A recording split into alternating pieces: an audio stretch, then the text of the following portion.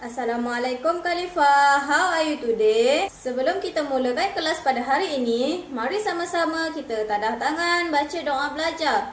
Bismillahirrahmanirrahim. Allahumma aftah alaina hikmataka wansyur alaina min hazaini rahmatika ya arhamar rahimin.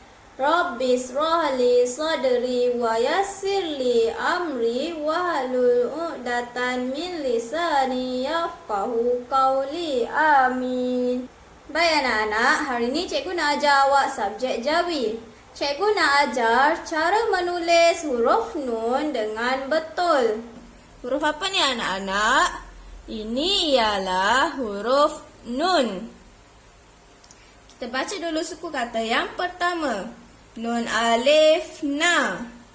Nun alif na. Suku kata yang kedua.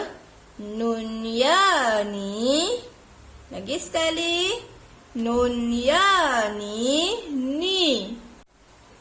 Suku kata yang ketiga ialah nun waw nu. Okay, kita ulang lagi sekali. Nun waw nu. Ini ialah tugasan yang perlu dibuat oleh anak-anak bagi subjek Jawi. Apa yang anak-anak perlu buat ialah sebut dan sambungkan titik. Ini ialah huruf, apa tadi cikgu ajar? Huruf nun. Jadi anak-anak ambil pensel, ikut semula titik tersebut.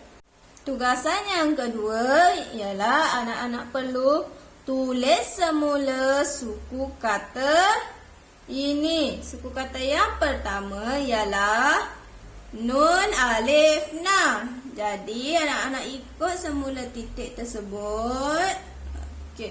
Kemudian yang kedua, buat dulu huruf nun, kemudian buat huruf ya.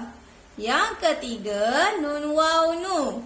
Buat dulu huruf nun, kemudian buat huruf waw. Okey.